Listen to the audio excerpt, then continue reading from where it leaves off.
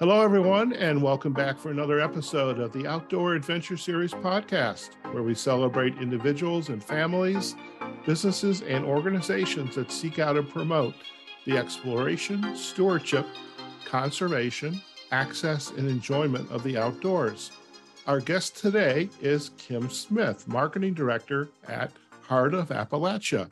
Recognizing the Coalfield Counties have a unique culture, history, and scenic beauty, the Virginia Legislature created the Heart of Appalachia in 1993 to tell that authentic story and promote this region as the exciting tourism destination it is. Now, focusing on exciting outdoor adventures and serene scenic beauty to promote Virginia's Southwest treasure. It is a pleasure to have Kim on the show to talk to us more and share more about the Heart of Appalachia. So Kim, welcome. Thank you. Thank you so much for having me on the show. Fantastic. And, as I kind of shared just before we started, is I lived in Virginia for a very short period of time, maybe like 9 months on a project, and I was in the DC area. It never dawned on me that there's this entire state that I could have explored. And then here you are, and I forget how I found you, but the Appalachia is just such a fascinating area, and it looks like a very popular area for many reasons as a destination for tourism. So I'm wondering if you could first share a little bit about your background and how you came to be the marketing director for Heart of Appalachia. And then let's talk about some of those wonderful treasures that are in this geographic area. Okay. Well, it's interesting that you say that you lived in DC for a short time, because I think your story is very typical. We do a lot of marketing in the DC region, and we get just an overwhelming response from the people who they're in the city. It's hard to get in and out of the city. And then just 5 hours away, there's this outdoor mecca where you can get away from the crowds, and you can get out and ride your bike, and you can rock climb, and you can hike. And I think the DC area is just finding out about us. So we're very excited about that. It's one of our hottest markets right now. As far as me, I grew up actually in the Appalachian Mountains in Southwest Virginia, near a town called Abingdon, Virginia, which many people have heard of because of the Barter Theater and the Virginia Creeper Trail. I now live in Russell County, which is an adjacent county, and it's actually kind of the gateway to what is referred to as the Coalfield Counties. Russell County is very agricultural. There are lots of family farms here that go back to the 1700s and that have remained intact and in the same families. So very agricultural county.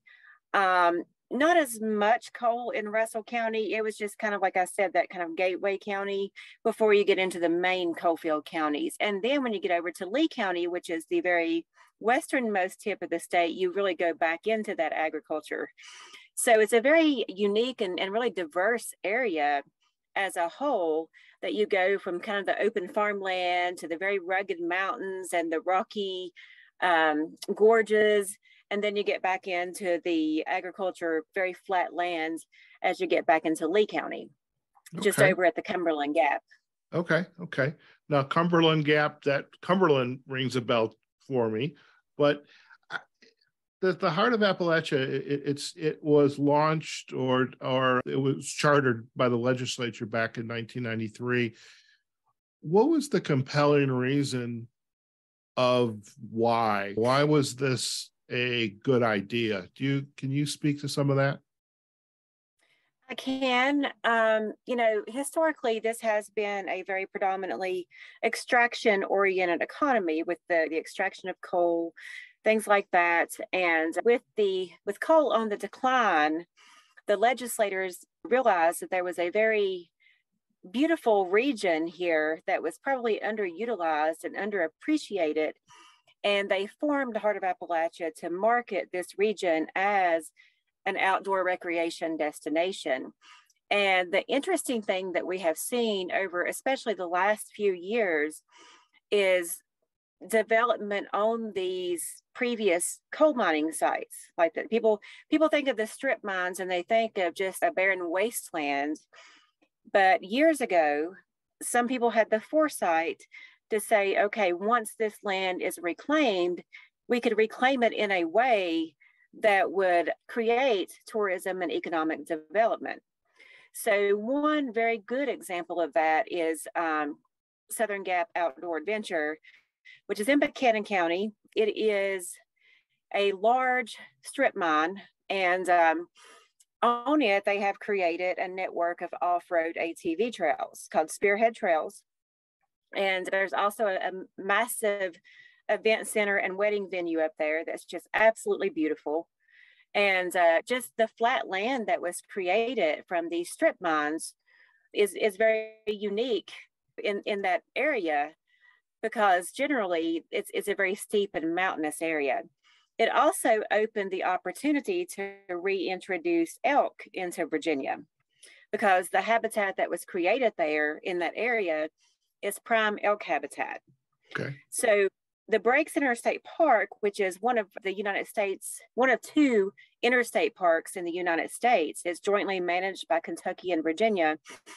They were front runners with the Rocky Mountain Elk Foundation in this restoration project, and they actually do tours now. So you can go to the Breaks, you can stay in a cabin by the lake, or you can stay in one of their lodges, or you can camp because they have a great campground. There's a lot of hiking, there's zip lining, there's paddleboarding and kayaking, and they will also load you up on a van and take you into this restoration area where they have a 100% success rate of seeing elk. Oh, wow. Yeah, and so often it's the sons and daughters of the coal miners who are front runners in these restoration opportunities. So it's really heartwarming to see that, them giving back to the land, and while still paying homage to the coal heritage, and this area does a very good job of that, but also the ability to look forward and say, here's how we now give back to the land. Right. It's not lost on me that, or first, whatever the political position of coal is, it is. Mm-hmm. Yes. Coal in the extraction of it, cultivation and extraction, does a lot of not so good things to the land. And right. when it is not viable to extract it anymore because the economy is the economy's changing, I love the fact that it was rediscovered as a resource for restoration and reentry of a lot of the species, the birds, et cetera. And especially that the individuals who are local, the sons and the daughters, the grandkids, yeah, they may not be working in the coal mines or in that business, but now they're working in a new industry, which really is a phenomenal industry, because you get to right. invite people into your backyard and say, this is what we have to offer. And I think that is certainly not lost on me. And I love that. Right. Oh, yeah. And you kind of mentioned about what people say when they leave here. We recently had a first annual bluegrass music festival, and we had a lot of major bluegrass names at this festival. It was very impressive for a first annual one. We had people from all over the United States. We had visitors from Canada. We had visitors from, I think, 2 other countries that I can't recall right now. But the biggest feedback I got, aside from the gentleman who was closing on a house because he fell in love with the area and didn't want to go home, was the friendliness of the people, and just how welcoming the people are and how happy they are to see people come and enjoy the region. I love that. You just mentioned this gentleman that's buying a house because he didn't want to leave. A friend of mine that I went through coach training program with, Karen Martin, she and her husband live in the area, and I don't know if it's exactly in Southwest, but I know there's a lot of wineries like this wine trail. So I guess I'm curious, as I'm learning more about this area when I'm doing my research for the show. Are there wineries up in this area? We do have wineries. We have 3 in fact. Okay. We have Vincent's Vineyard, We Okay. have one major one we have is actually Mountain Rose. So Okay. talking about the coal heritage, and I don't want to keep harping on that, but this winery, Mountain Rose, it's also located on reclaimed coal lands. So this strip mine has been reclaimed and turned into a winery. And they also do cider. They're members of Harvest Host, if you're familiar with Harvest Host, where people who have like all-inclusive RVs that have the restrooms and everything, they can actually go park there overnight and stay and enjoy the winery and the vineyards and the products they make there. And so we actually have an initiative that ties all of these together, along with a distillery we have. It's called Spirits of the Clinch, and that is referring to the Clinch River, which runs through the region. Okay. Well, I am definitely going to reach out to my friend Karen and say, this is in your backyard. Do you know about this? Because I am contemplating moving out of Las Vegas. And so my friend was saying, you have to come to this area. And but now that I know more about the Southwest Virginia, now I'm really intrigued. So I'm curious, what is the overall responsibility of the Heart of Appalachia? We are a marketing organization. So our main mission is marketing the region and its tourism related businesses. In doing that, we form a lot of partnerships. One of our partnerships is the Breaks Interstate Park. We work very closely with them. We also have, this region is very blessed with curvy mountainous back roads. And out of one of those back roads, a gentleman named Larry Davidson, who had gone off into the Army and experienced a lot of different things. And he came home from all of that. And what he really enjoyed doing was getting his motorcycle out and riding this particular road. And he was another just really forefather of tourism in the region, because he realized that this road had value to the motorsports industry, the motorcycles and the sports cars.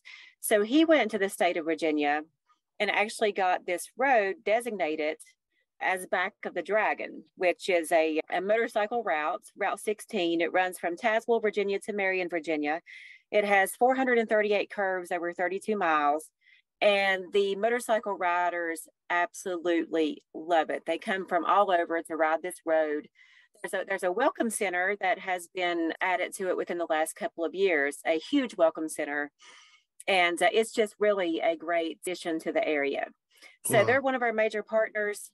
And, but, you know, we do everything all the way down to just meeting one-on-one with business owners who may not know a lot about marketing themselves, and working with them on social media marketing, on their websites. I really view us as a down in the trenches kind of marketing organization. We really like to help those individual businesses. Sure. And in addition to your website, social media, and we'll get to the links later, you've got a wonderful online magazine. How else are you promoting the Heart of Appalachia as a tourist destination? Okay. We've historically done TV programming because of the popularity of the motorcycle routes that we call them collectively the Appalachian Backroads. We partner with Motor Trend TV, Sam's Garage and Low Car TV, and we run about 182 commercials a year. We run very specific programming several times a year where we do interviews and things like that. So we have a very heavy TV presence. We also do a lot of social media marketing, because that's really, as far as cost per click, that's kind of where it's at these days. And we do trade shows. So we do trade shows. We'll just load up and take our marketing materials, go set up. We've done the travel and adventure shows in the past in Atlanta and Chicago and DC. We do motorcycle shows to promote those Appalachian back roads. So we do a lot of one-on-one conversations at these trade shows. And it's always a lot of fun to hear back from the people who actually come here. And they're like, oh, I remember seeing you at the show. Here I am. And that's really very rewarding to see the people who come to visit, because we're out there putting the message out. Very good. Now, I would be remiss if I don't ask you this question. So I am a member of the Outdoor Writers Association of America. And we have an annual conference every year. So we were up in Jay Peak, Vermont. We were in Casper, Wyoming. This next year, we're going to be in Gulf Shores. Can the Heart of Appalachia area, can it handle about 400 or 500, hopefully, from an association like the Outdoor Writers Association? I think we could accommodate that. Okay. Yeah. Okay. We may have to go a little outside the region for lodging, but you would still be very, very close. Okay. Okay. And we can certainly accommodate that. Okay. So I need to put you in touch with our executive director, Ches Chezik, because everybody's clamoring to have our show in their city. And I'm thinking this is like with the writers, and I want to talk about the various sports. I mean, you've spoken a lot about the motorcycles and the off-road vehicles, but we have writers, journalists like myself, but in all different sports, fishing, hunting, etc.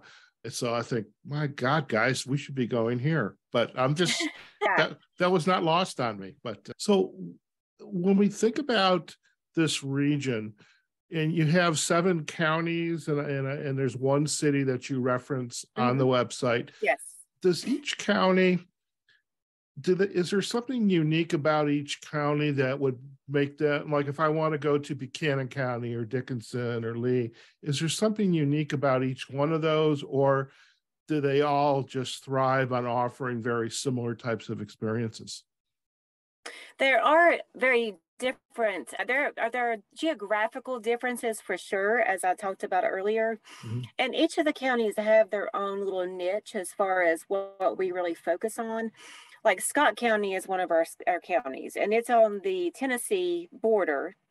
So we draw a different traffic into Scott County from the Tennessee border, but they are home to the Carter family fold. And if you're not familiar with that, it's June Carter, who was married to Johnny Cash. Right. Her family started the Carter family fold in Hilton's, Virginia. Yeah. It's still run by a Carter descendant. And they have music every Saturday night during the main season, which they just closed down for the winter. But it is such a unique place because they really embrace that old time music and the sense of community there, and the people getting down on the floor and dancing, and it's just so much fun to go and watch.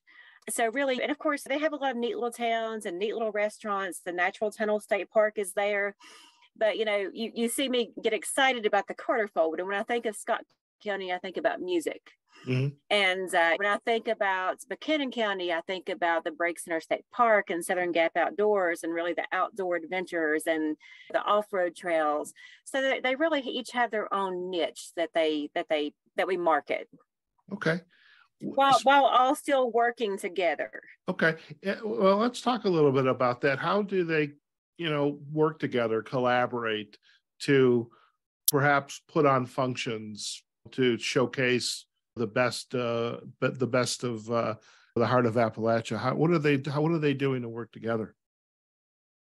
Well, I view Heart of Appalachia as kind of that umbrella that does bring it all together. Okay. And so each county's kind of doing its own thing, and then we bring that all together.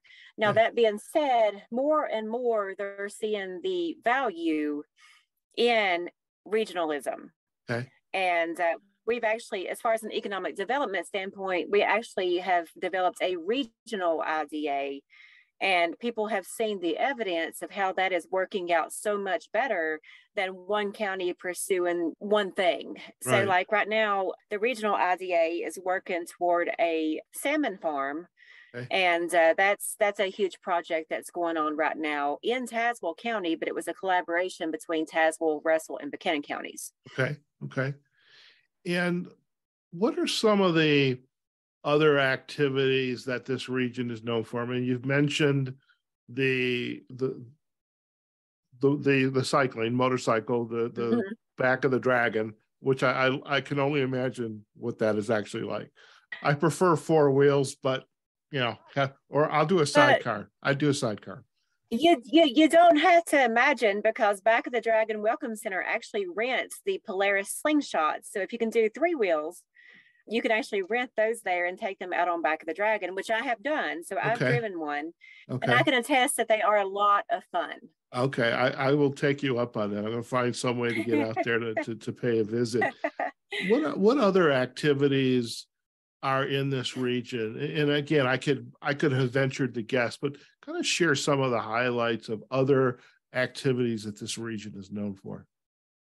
Okay. Well, obviously hiking is a big draw for the area. Mm-hmm. There's a lot of different hiking, a lot of variation in the hiking. If you want to hike up to this massive mountain overlook like the one that's in your background, Mm-hmm. we have those. If you want to hike to a swimming hole in July, we have those. It's called the Devil's Bathtub, and it's icy cold all year round. Waterfalls, there's just so much that you can do. We actually have one very unique hike to what they call the Sand Cave. And it's this large cave. It actually is in Kentucky, but the beginning of the hike is in Virginia. And it's this massive cave that you can walk into. And when you walk into it, it's like walking on the beach. The sand is just so deep. Mm-hmm. And just the geological variations in the rock, it's just so gorgeous. And at the right time of year, there's a waterfall coming off the cave as well. So okay. It's kind of nestled back in the mountains, and it's if you can get there like during the week, you'll often have the place to yourself, and it is just absolutely phenomenal. But we also have river activities. The Clinch River I mentioned a few minutes ago. There are several other rivers in the region, but the Clinch is probably the largest. Mm-hmm. We do have outfitters that can put you on the river in tubes or in kayaks, whatever you want to use. And it's very family friendly because the Clinch River is it's very flat water. Okay. So you can take your kids out and have a good time. For those who are into a little more adventure on the river, they actually have the Lord of the Fork race every year in October, where they're releasing the water from the Flanagan Dam. Mm-hmm. And one of our rivers turns into like Class 5 rapids. Oh, wow. And that draws whitewater rafters from all over. But yeah, as far as just getting your family out, biking, hiking, renting the slingshots, you can also rent the side-by-sides to take off-road. Okay. And I think that going back to the DC market, I think that's what they're really realizing is these things that I'm talking about in this region, they're affordable. Mm-hmm. When you compare it to going and taking the family to Dollywood or things like that. It's a very different experience with your family, but mm-hmm. It's also affordable. Sure. And you said it's about 5 hours from, say, like DC? It's about 5 hours from DC. Okay. Not that far from Richmond, maybe 4 to 5 hours. Okay. We're only 5 hours from Atlanta, Georgia. Okay. So, okay. Yeah. All right. Because we are down on the Tennessee line. Okay. So if I was coming from Las Vegas, what airport would you recommend I fly into? Tri-Cities, and there are actually great rates into Tri-Cities Airport from Las Vegas, so you have no excuse. Okay, that's good to know. So something else that I am very fond of, I imagine most people might be as well, is food. How's the food up there? The food is pretty diverse. You will find a lot of your kind of home cooked meal type establishments. That's the kind of guy people I am. Really love those. Oh yeah. People really love those, and they are spread out all throughout the region. One interesting place that we have is in Big Stone Gap, which is a town that has a lot to talk about in itself. They have a coal-fired pizza place. Mm-hmm. And the lady who used to own it, interestingly, it was a vegan place. Okay. So you have this coal-fired vegan pizzas. And it's like, think about that for a second. But she actually sold it to a couple from California who they were passing through. They fell in love with the area. They found out this restaurant was for sale and they purchased it. Okay. And they do very, very unique pizzas. So all coal-fired, that you can get a mac and cheese pizza. Right now, they're actually doing a Thanksgiving dinner pizza that has like ham and mashed potatoes and all of this stuff on it. So they do very fun, unique things. And also in that town, Big Cherry Brewing Company just opened, and they're doing a lot of really good food too. They have, my favorite is the Suspicious Minds burger. It's a burger with peanut butter and bacon and pepper jelly. It's so good. Oh my. But, aside from those, you do have a lot of your mom and pop. We still have some drive-ins when you can drive in and they'll come out and take your order. Okay. Some of those they've been in business since the 50s. Okay. So it sounds like there's definitely folks coming to this region, whether they were passing through or they'd heard about it, and they're staying. Yeah. They want to stay. So this whole region, you've got businesses, you've got recreation, and you have the hopefully the ability to stay and buy a home. And that's like, Right. from my perspective, that's like the trifecta of success. You have a little of all three. And Oh, yeah. is this region, for folks that are coming in and wanting to stay, is it still I mean, things have gotten expensive, at least like in Las Vegas, but how's the affordability to be able to move there, buy something, raise a family? It is still very affordable. I actually have a little bit of a real estate background, Mhm. and I haven't been doing it in a couple of years, but when I was selling houses, I mean, it was nothing really for me to sell a beautiful 150-acre farm with a large creek running through it for $350,000. Right. So you can buy a lot of land here for a lot less money than you can buy a house for in a lot of the cities, and really have room to spread out. Okay, I may have to put this region on my list in addition to what my friend Karen had me looking at. But so when you were growing up, were you into the outdoor activities? Was that a part of just the life for you? It was, I think, and not as much like hiking. We didn't really call it hiking, I guess, back then. We were out in the woods playing with our cousins and our friends, riding our bikes and things like that. One of the funniest things is we had this little country store that was about a mile from my house. And even when I was a kid, my parents thought nothing about me just getting on my bicycle and riding out to this country store. My cousin would ride from her house and we would just meet there. And they wouldn't know where we were all day long, but it was just a safe community and everybody knew everybody. And I still feel like in a lot of ways that plays into this region. My children are 19 and 21 now. And when they were in high school, this is a smaller town than the one I grew up in, the one I live in now. So you knew everything your kids were doing. If somebody would see them driving somewhere and they would give you a call and say, hey, is he supposed to be here? So people it's really like a community raising your kids. Mhm. And you come to really appreciate that as a parent. Yeah, yeah. What's it like during the holidays as an adventure destination? Especially like, Thanksgiving's coming up, then you've got the big holidays, Christmas and New Year, Hanukkah, Kwanzaa, all those holidays. What's it like for the holidays in this region? We love our holidays. One of the things that I'm looking forward to doing this year, my husband and I just bought a Class B camper van, and at Natural Tunnel State Park, they have a lighting of the tunnel every year for Christmas. They have it for several weekends leading up to the holidays, and they light the entire tunnel. It's an 800-foot natural tunnel. There's a train that comes through it. So they light the tunnel up, and they have a chairlift that goes down to it. And they'll have hot chocolate and music, and it's just a very festive environment. So we're really looking forward to going and camping there this in the next couple of weeks and taking that in. Okay. A lot of the towns, like Big Stone Gap, they do a festival of trees. They light their green belt and decorate it. And the Christmas parades here, especially in a small town nearby called Honaker, they have the best Christmas parade, I think, in the entire state. Okay. It goes on forever, and they do a wonderful job with it. Okay. But the region as a whole very much embraces the holidays. Okay, very good. As I was asking the question, and I was thinking back, and there was an artist. His last name was Kincaid. He was kind of like a manufactured art. I mean, it was just everywhere. Oh yeah. And I could picture homes on a lake with the lights on. It's dark, and all you see is the house lit up with a nice snowfall.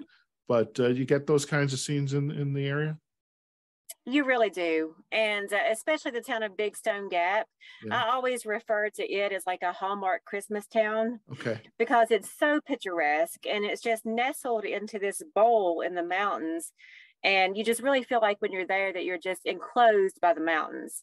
And for people who are from a flatter area, sometimes that feels claustrophobic to them. Mhm. But I think especially to us who have grown up here, it's a feeling of security, I think, and safety that the mountains bring. And I don't know if you've ever heard of Ralph Stanley, a bluegrass musician. Right. If you've watched the movie, what is the movie? Oh, Brother, Where Art Thou? Right. He did Old Death, and actually was one of the original ones to do Man of Constant Sorrow. Okay. I was recently interviewing his son, who's also a musician, and I asked him what he thought was special about the music in the region. And he hesitated for a second, and then he just kind of looked at me like I should have known this answer. And he's like, well, you can hear it in the mountains. He's like, you can just hear it. And that just really stuck with me, that to him, having grown up in these mountains, he still has the Hills of Home Festival in memory of his father every year. And he still plays with the Clinch Mountain Boys, who played with his father for years. And he just hears the music in the mountains. I love that. I love that.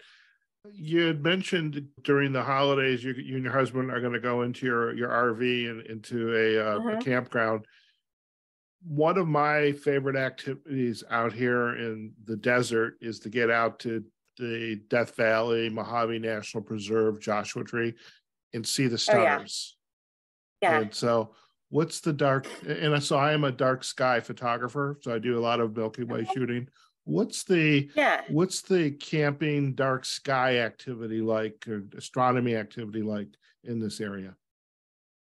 Bark Camp Lake has a campground, and it's in just outside the city of Norton, Virginia, which is the one city that you mentioned. Okay. It was actually designated a dark sky park. Oh, okay. I don't know if they have kept up that designation or not, but nothing has changed with the park. I just don't know if the people who originally did the designation have maintained what it takes to keep the designation. Okay. But yeah, there's a ton of potential. I mean, my husband and I, we live here we have a family farm here.